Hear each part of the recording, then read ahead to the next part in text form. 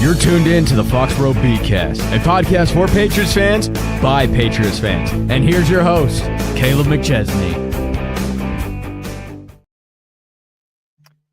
Hello, everybody, and welcome to the live edition of the Foxboro BeatCast. I'm your host, Kaleb McChesney. Alongside me is my co-host, Elsio. Elsio, how are you on this fine Friday? I'm doing well. Always excited to get on here, talk some football, especially as we get closer to the season. Right, and this is the first time that you've, since the draft, that you've been here with a live audience. Everybody, feel free to comment your thoughts as we go through the show. We'll be here for probably an hour or so, talking about the things the Patriots have done, the things they've lost, etc., etc., etc., and we'll go from there. Does that sound like fun? I certainly hope so. Yeah, while I share this around, make sure that people get to come in and see our handsome faces and talk about what's been going on. All right, let's just get right to it. First things first, the New England Patriots did have some action this week. Obviously, a lot of contracts, a lot of guys being moved around. It started off with the trade of Devon Godchaux for a 7th round pick. Pretty not notable kind of move. It was a guy that was overpaid and probably didn't have a ton of value here. But let's just start off with the big one that happened yesterday, I believe, or 2 days ago. It was announced that David Andrews would be released by the Patriots, the two-time captain of the two-time Super Bowl champion, captain, leadership, etc. David Andrews. That's a tough pill to swallow for sure. Obviously, after the injury. Elsio, any thoughts on that? Yeah, I mean, you don't love to see it, especially with the O-line being a point of weakness, but I think you kind of had to do it. I watched the free agent introduction earlier, and Kraft touched on that a bit, and it seemed like if he had choice, he wouldn't have had to make the cut. He seemed to really respect him. Yeah, unlike Mike Vrabel, who was a little more, I don't want to say cold, but didn't have a ton to say about David Andrews besides, thanks for the 9 years of service that he had. Maybe that's because Andrews wasn't a Vrabel guy, never coached him. But obviously a tremendous player, a lot of experience here. He will be thoroughly missed for sure. But yeah, let's just get right into the guys we acquired. First things first, let's just go down the list here. Milton Williams, 4 years, $104 million, coming from the Super Bowl champion Philadelphia Eagles roster. Elsio, what do you make of that move? Obviously, he was going to be a Panther. Things changed very quickly. He ended up getting to be a New England Patriot for 4 years, $104 million. I believe like 60-something of it is guaranteed. How do you feel about that? I think I saw or heard maybe both that's the biggest contract in Patriots history. It is AAV. Yeah, he topped Tom Brady by like $1 million. Yeah, I like the signing. He's a versatile defensive lineman. You can plug him in, play him. He looked pretty good with the Eagles. A really good pass rusher, actually, and a good run stopper. I like it. You would trust the trenches. Yeah, I don't hate the signing at all, even at the price. No, he was the premier free agent on the defensive side of the ball. This cycle, again, he was about to be a Carolina Panther. Mike Vrabel shows up with his big bag of money and says, "Okay, how much more you want, buddy?" And he comes up to New England. He's going to be wearing number 96 on your scorecard. So yeah, that's Milton Williams for you. He only played 50% of the snaps in Philadelphia. He'll be playing a whole lot more. And in that introductory presser yesterday, he seemed pretty open to that, doesn't he? Yeah, he did. And you mentioned extra work. He seemed like a big work ethic guy. And, there's some natural talent there too. So that's a really good sign. No, for sure. As I was just trying to pull up the notes that you had earlier today about Milton Williams. Yeah, he was fairly transparent when asked how he decided to sign. The Patriots wanted him most. He's going to be a hard worker. It seems like he's heard a lot of the noise about, he just benefited off of Jalen Carter. He can't make noise on his own. I think he's going to take that pretty seriously. Yeah. But let's get to the first signing that the Patriots made on Sunday. They went, or not Sunday, Monday, I believe it was. They went and signed Robert Spillane, the linebacker from Pittsburgh and the Raiders. Elsio, being a Steelers fan, you are a little bit closer to the situation. What can you tell us about Robert Spillane? What do you like about him? How does he fit here? Go nuts. I mean, you're not getting a Fred Warner, probably like the super athletic, could maybe play safety type of guy, but Spillane's going to be probably your best tackler. He's surprisingly a pretty good cover in the zone. Huge work ethic guy. He talked about that in his presser. I think actually he started in Tennessee, so he was and is a Vrabel guy. No, I think he mentioned something in his in the presser that Vrabel tried to recruit him to OSU. Like he was the main recruiter there. So Spillane, quietly one of the better signings of this period altogether. I like him a lot. Gonna be your best tackler. Can't complain there. No, he seems really, really motivated to get started here in New England. His presser kind of what matches this film, where like he just kind of sounds like his hair's on fire, and like he just wants to get ready to run through a brick wall. That's a huge culture guy, for sure. Pair him up with Juwan Bentley and see what happens. Speaking of pairing things up, Carlton Davis, he's gonna be opposite of one Christian Gonzalez come July of 2025. The Patriots brought him in for 3 years, $60 million, 20 per. Obviously played with Detroit last year, a very good Detroit team. That defense was injury ridden. Himself, not excluded from that conversation, broke his jaw week 15. Yeah. He's won a Super Bowl with Tampa with Tom Brady in 2020. What do you like about this signing? What do you like about him as a player? Go nuts. You desperately needed the cornerback too, and I think he was a great option for that. Somewhat similar skill set to Gonzo. He's fairly quick. How tall is he? Is he a big guy? Let me see real quick before I dip into that. He's got long arms. I know that for sure. He is 6'1". 6'1", so he's a fairly big DB, which I like personally. Lengthy, keeps up with guys well, doesn't give up on the play. I think it was a really good signing. The 20 per is a fair enough price, I think, for a really good cornerback too to pair with Gonzo. Maybe teach him a thing or two, learn a thing or two. How it goes in the league. No, for sure. I think those two are going to gel really well together. Here's one that they made on Sunday night. Harold Landry, 3 years, $43.5 million. I think he got 9 sacks last year. He's had 12 before, I do believe. Like just another solid edge rusher. Him and they brought in Kalavion Chason, I believe, yesterday. What do you make? What do you make of the Patriots bringing in 2 edge rushers that can play? Needed it. Landry is a Vrabel guy.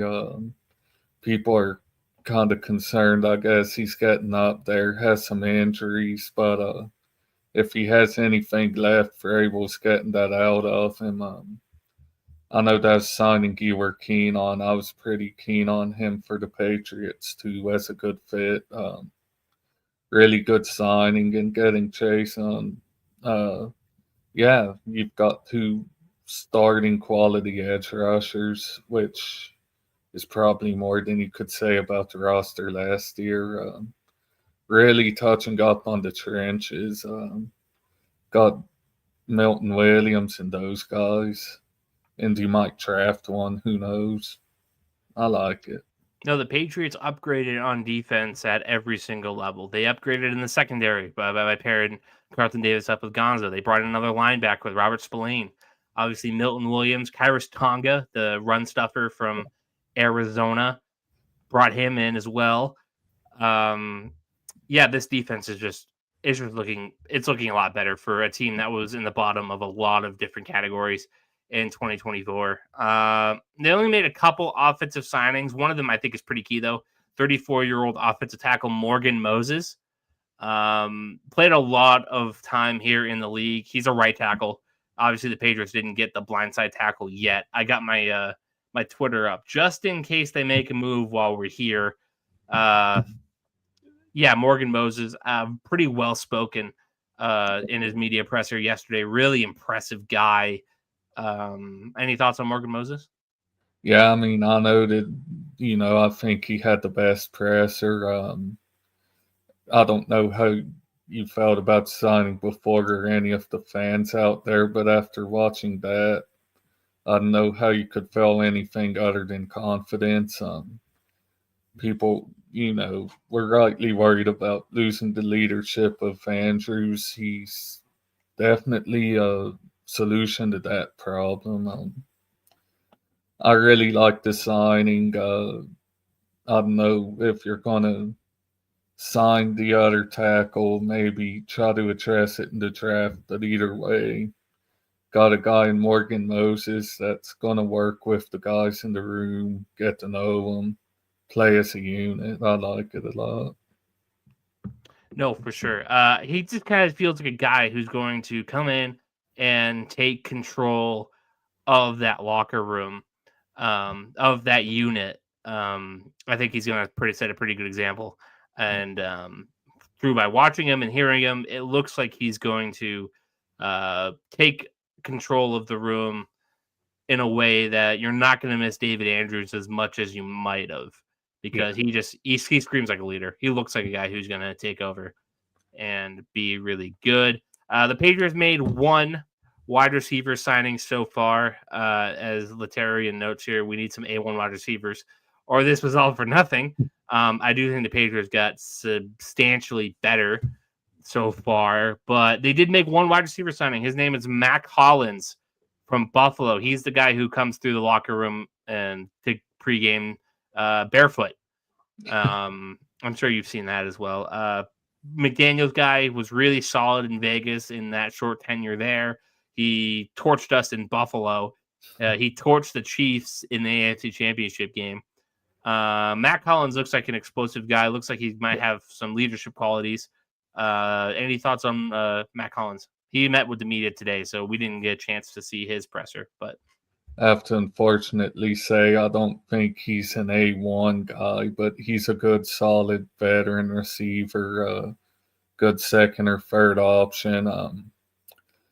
I almost agree. I don't think it was all for nothing if you don't get one, but you do need that true alpha dog receiver. Struck out on Godwin, which sadly that's just how it goes sometimes. No offer on Metcalf at all. I like Collins though, and hopefully you can get a maybe Cooper Kupp. Cooper Kupp is the name of the game right now. I don't think he'll be coming to New England. I think his price is a little too high for Vrabel and company to meet. As much as it's a shame, because I think that having that reliable guy over the middle of the field that knows how to get open, that'd be super helpful for Drake May. But they went and re-signed Austin Hooper. That was one of the first moves they did. Brought him back on a 1-year, $5 million deal. Really solid. Who else did they bring back? Jalen Hawkins, the safety. Quarterback Josh Dobbs comes in to be the backup. Yeah. Not a whole lot of thoughts there. And today they signed offensive lineman Wes Schweitzer, kind of a career backup type. He's good depth of the trenches. Has played center before, So that could be some valuable competition for Cole Strange, Jake Andrews, whoever you want to throw down there at the center position. But I feel like our right side of the offensive line is set between Moses and Onwenu. The center, the left guard, and the left tackle. Big question marks. But at least you got one side filled up, ready to go. So, yeah, offensive line and wide receiver 1 are both still massive needs. But overall, Elsio, I'm going to throw you on the spot here. Give a grade for the Patriots' first week of free agency. B+.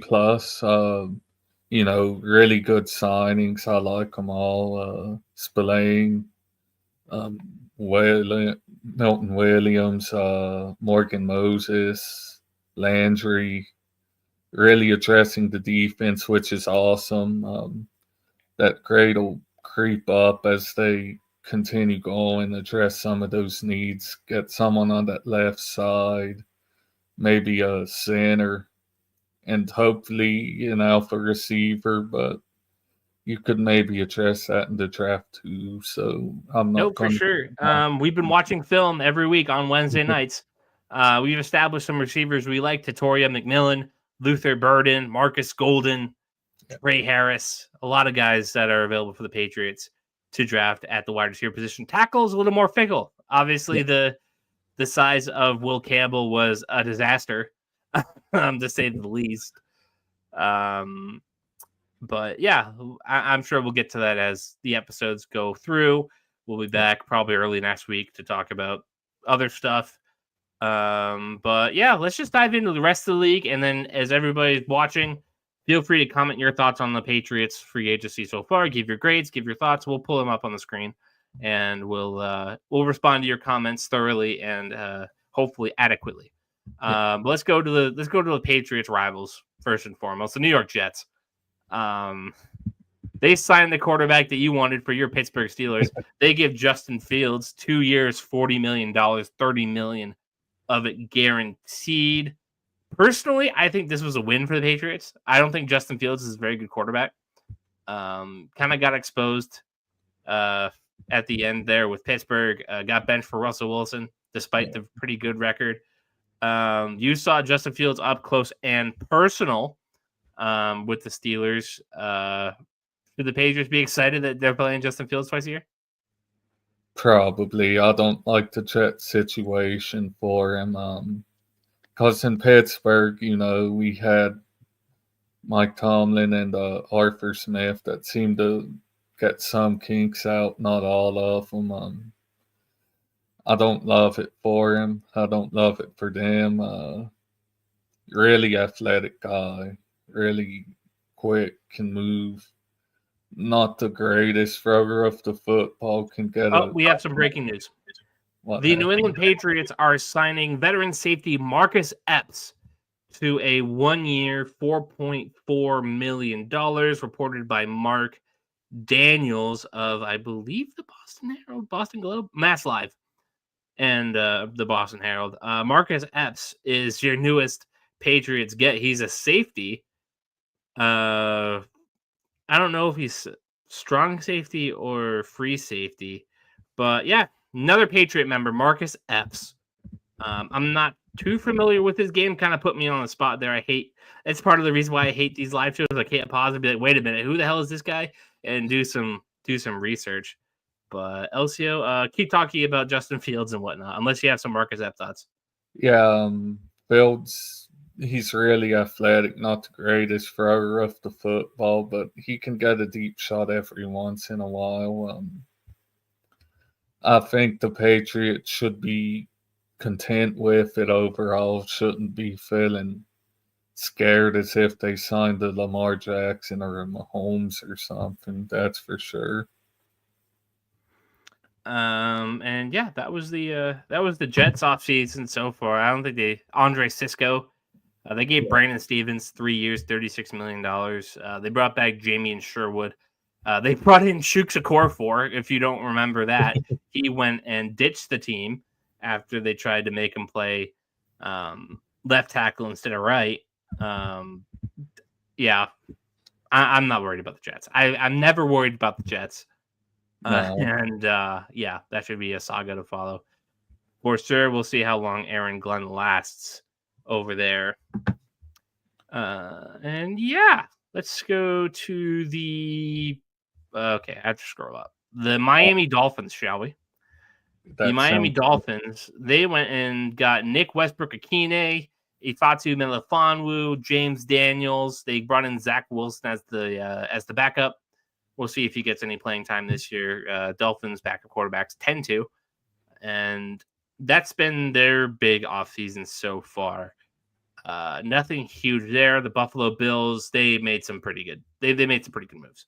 As I scroll up to go get them, they give Josh Allen that 6-year, $330 million extension. They re-signed Greg Rousseau and Khalil Shakir. They went and signed Josh Palmer, 3 years, $36 million. Good for them. I really like Josh Palmer. I think he's a really, really solid wide receiver 2 option. It's going to open the field for Josh Allen. And they give Joey Bosa 1 year's $12.6. Yeah. Pretty good. I mean, a prove it deal for Joey Bosa. If he can stay healthy, you really want to address that line then. He's still a pretty good edge rusher. Not top tier as he's historically been, but still really good if he's on the field. I like that. The Bills are doing pretty good, and that's something to be concerned about as a Pats fan, obviously. Right, but at least the other two aren't doing much, you know? Yeah. I'll throw you a bone. The Pittsburgh Steelers, they went and got the guy I wanted. They go get DK Metcalf and then signed him to a 5-year, $150 million contract. Would you go with a second-round pick for him? Yeah, I mean, especially us, because we're picking fairly late in the second round. I was surprised that the Pats made no offer, but I kind of get it. With your second being so early, maybe you felt like you're basically giving up a first. But yeah, for the Steelers, I'd do that anytime. I thought it was a solid move. No, for sure. I'm jealous. I'm jealous for sure. And then you give him the extension. I would have given up pick 38 for DK Metcalf. I really would have. But the Steelers didn't stop there. They went and got Darius Slay 1 year's $10 million. I like that signing too. I think Slay was still pretty good last year. You can tell he's aging, obviously, but we have Joey Porter Jr., good mentor, if nothing else. 1 year deal, not too expensive, not too cheap. 10 mils fair, fine and fair for both sides. Yeah, I'm happy with it. And you went and signed quarterback Mason Rudolph, 2 years, $8 million. But I don't think that's going to be the end of your quarterback search. I don't either. I kind of wish it was because, 2 years, 8 mils, that's fine. Chump change. If he sucks, we tank. If he's good, cheap, good quarterback. But I'm getting the feeling that Aaron Rodgers, the formerly bad man that's now just a bad quarterback, will be coming soon. I hear he's waiting on the Minnesota Vikings, but I some part of me feels like Aaron Rodgers, like he's just trying to will that into existence. I don't think the Vikings have any serious interest. No, I don't either. I think they're ready to see what JJ McCarthy has, personally. Oh, for sure. But the Steelers, they lost their left tackle. Dan Moore gets some absurd amount of money. Yeah, it's been a chaotic first bit of free agency. The New York Giants kind of stole another guy that I really wanted. Javon Holland gets 3 years, $45 million from the Giants. Really wanted him here. The Patriots, they needed a safety, but they signed Marcus Epps, which I still need to figure out, is he a strong safety or a free safety? I did a lot of Googling and could not find that at all. It just kept saying safety. I did want to throw in, by the way, that the Steelers got a third-round compensatory pick for Dan Moore, by the way. Seems generous. Like, yeah. was he any good last year? he was okay. Like, he was startable, I think I told you, because I think maybe the Patriots had been interested. But you should be glad you didn't give him that deal. He's just kind of a decent startable guy. Yeah, Marcus Epps' coverage grade sucks. You don't like to hear that. No, not at all. And it doesn't. Again, PFF does not. Oh, there it is. He plays mostly free safety. So you fill up that spot, but his coverage grade was horrendous. So that's sick. Yeah. The fact that he's a free safety makes it a bit worse. I can forgive a bad coverage grade a bit more if you're the strong safety, because that's usually the lay down the boom safety position. But we'll see. Maybe he'll get. I like the fact that we are addressing a huge, huge hole in our game being the run game. I feel like it works both ways. Morgan Moses is a great pull blocker on the right side. You pair him up with Big Michael on Wenyu. It's going to be hard to stop that duo blocking scheme. And then the defense, as Tay Jones puts, it's been getting run all over the last couple of years. I agree. The last year, Belichick, I believe they were solid. But last year it was just horrendous. We were getting gashed, and maybe that was because Juwan Bentley was hurt. Maybe that's because Christian Barmore was dealing with the blood clots. But now you have Spillane, you have Milton Williams, you have Barmore hopefully coming back. Harold Landry is great at setting the edge. We'll see what Chason and Tonga can do. And obviously Kyle Duggar or Bill Peppers. We'll see how they fit in as well. But our run defense has certainly gotten better, Elsio. I agree. Much better. I don't know exactly how much better, but just much better in general. Yeah. Like I kicked off the show with, we upgraded at every single level on defense. Yeah. And this was a defense that was horrible last year. Just horrible. They turn it around quick. They got a defensive coach with Mike Vrabel. They have a great defensive line coach in Terrell Williams, who's now the D coordinator. I feel like the trenches on the defensive side of the ball are going to get so much better just from that. Yeah, I mean, it's just been excellent in that regard. Just as soon as the left side of the line is addressed in some way, and we have something at receiver to kind of sink our teeth into, what it'll be an A plus off season for me. Yep. And again, the news of the day is Marcus Epps getting signed. Another guy who's apparently really good in the run, but terrible in the pass. Again, you really need that. You need that coverage grade to be better from your free safety. Like we're still looking for that center fielder that we haven't had since Devin McCourty retired a couple of years ago. Yeah. And sometimes you lose a guy like that and you spend better part of a decade trying to find someone even close. Steelers had a similar thing with the tight end position after Heath Miller. So I understand that pain. Yeah. All right. So like I said, guys, keep your questions coming and rolling in. The big question, Elsio, what would you do with Joe Milton if you're the Patriots? I mean, I'd talk about trading him. You could lease some team for a day 2 pick, maybe. The Giants might really like him. The Giants are the main target I'm looking at here because their GM's kind of incompetent. You could really get a great return on investment for a guy you spent a day 3 pick on, gave a bit of time to end the season, and didn't really lose much else, personally. No, I'd trade him for a third, no questions asked at this point. Yeah. I would. All right. Well, not much else is going on. So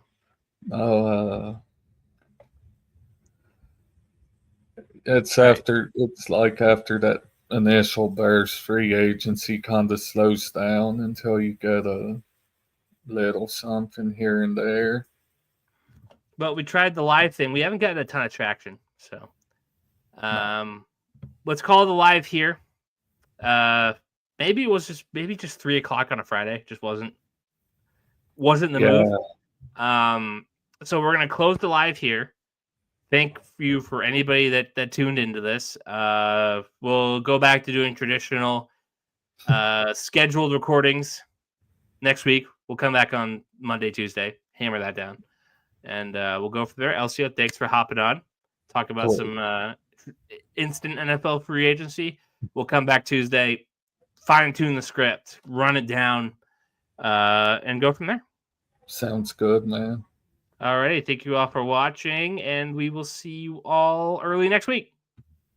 Thanks for tuning in to this edition of the Foxboro BeatCast. Make sure you like and subscribe and follow us on Facebook and Instagram.